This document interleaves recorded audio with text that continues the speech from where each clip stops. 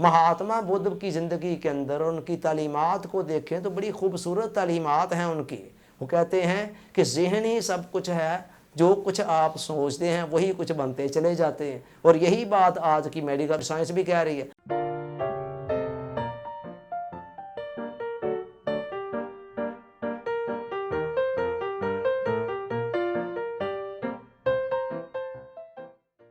Dear audience, अस्सलाम वालेकुम।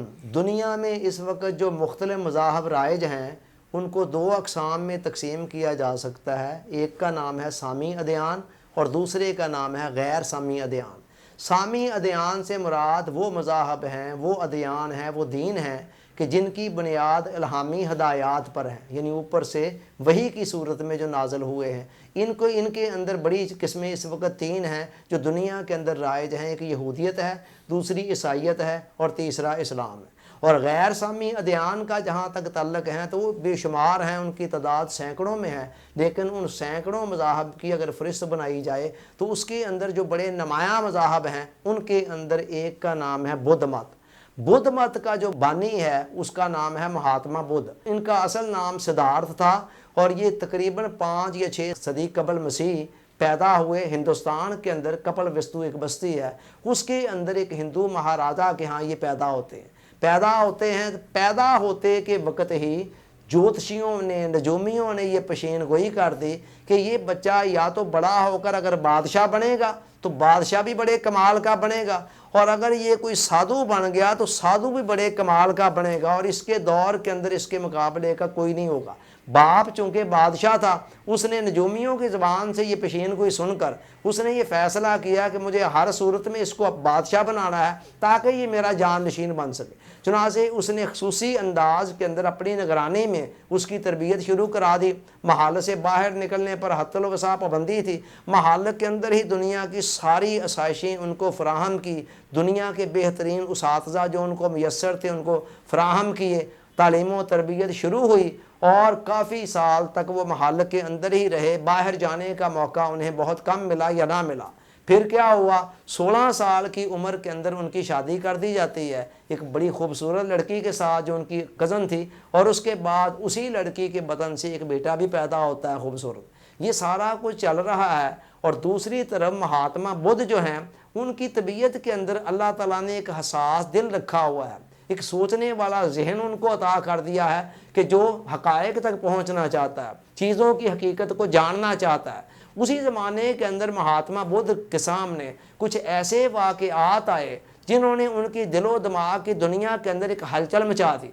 मसलन उन्होंने एक बूढ़े आदमी को देखा कि जो कमर जिसकी झुकी हुई है और बड़ी मुश्किल के साथ चल रहा है। पूछा ये क्या है? कहा ये बूढ़ा है। बुढ़ापा होता है इंसान की ज़िंदगी के अंदर, जब बुढ़ापा आ जाता है तो फिर इसी तरह की कैफियत बन जाती है। इसी तरह उन्होंने एक इंतहाई खस्ता हाल शख्स को देखा जो लकड़ियों का गट्ठा सर पर उठाकर बड़ी मुश्किल से चल रहा है। पूछा ये क्या है? कहा जी ये गरीब आदमी है, 2 वक्त की रोटी को पूरा करने के लिए मेहनत और मशक्क़त करता है और इस तरह अपनी गुजर बसर करता है।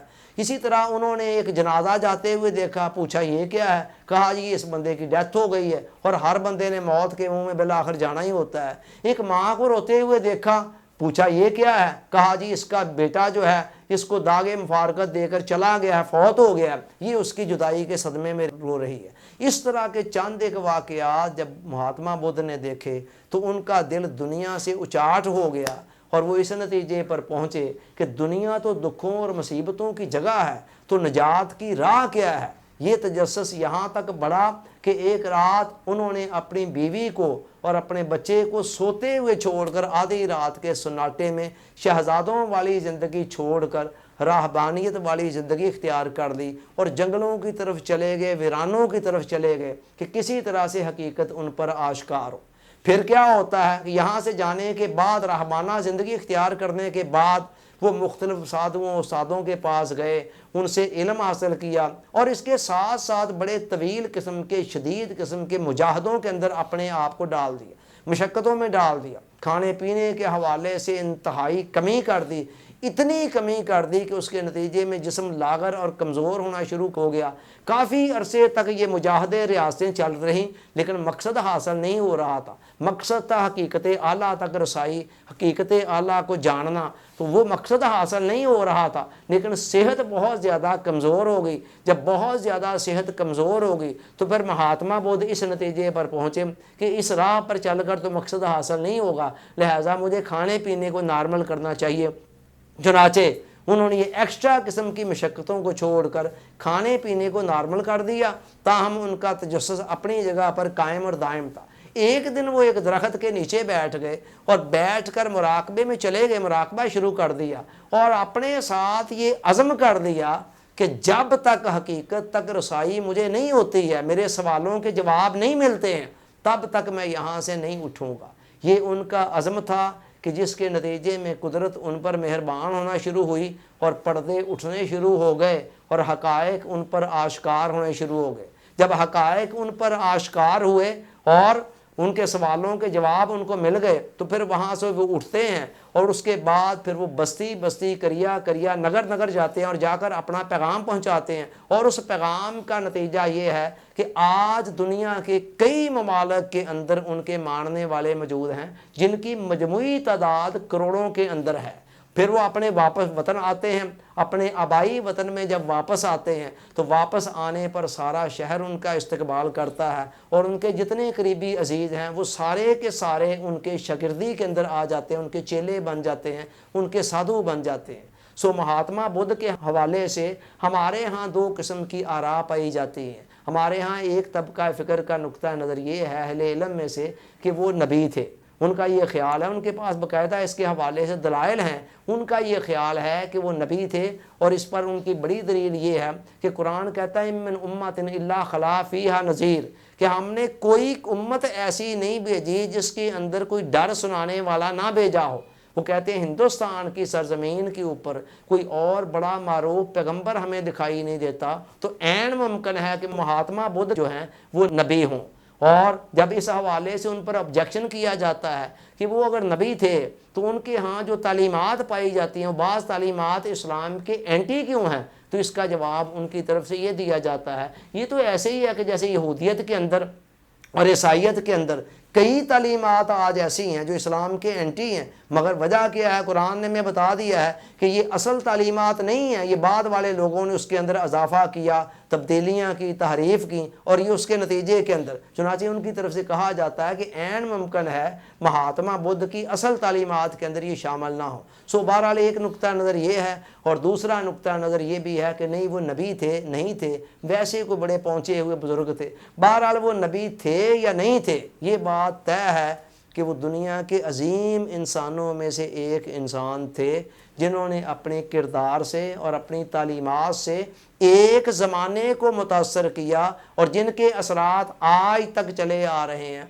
और क़यामत तक चलते रहेंगे। महात्मा बुद्ध की ज़िंदगी के अंदर उनकी तालीमात को देखें तो बड़ी खूबसूरत तालीमात हैं उनकी।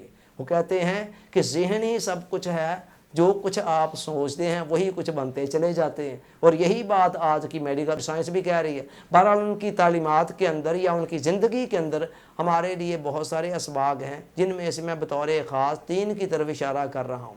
नंबर 1, पहली बात जो महात्मा बुद्ध की ज़िंदगी से ज़ाहिर होती है वो ये है कि इंसान को दुनिया की आर्जी फ़ानी लज्जतों पर फ़रेफ्ता नहीं हो जाना चाहिए। इनको ही सब कुछ समझ कर इनको अपना कुल असासा नहीं बना लेना चाहिए। जैसा कि हमारे यहाँ अक्सर होता है, कार, कोठी, बैंक बैलेंस वगैरह, बिजनेस स्टैब्लिश हो गया तो बंदा समझता है मैंने ज़िंदगी से जो कुछ पाना था पा लिया।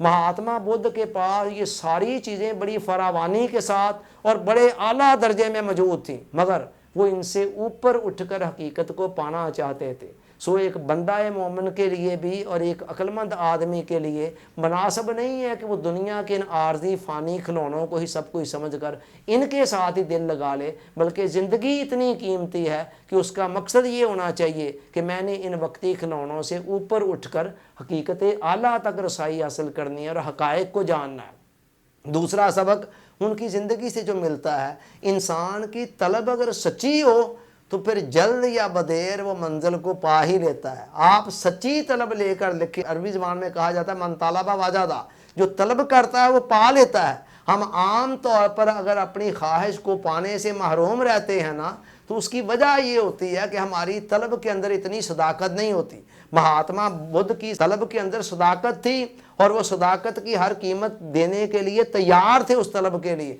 नतीजा क्या निकला, जल्द या बदेर बहरहाल उन्होंने अपनी मंजिल को पा लिया।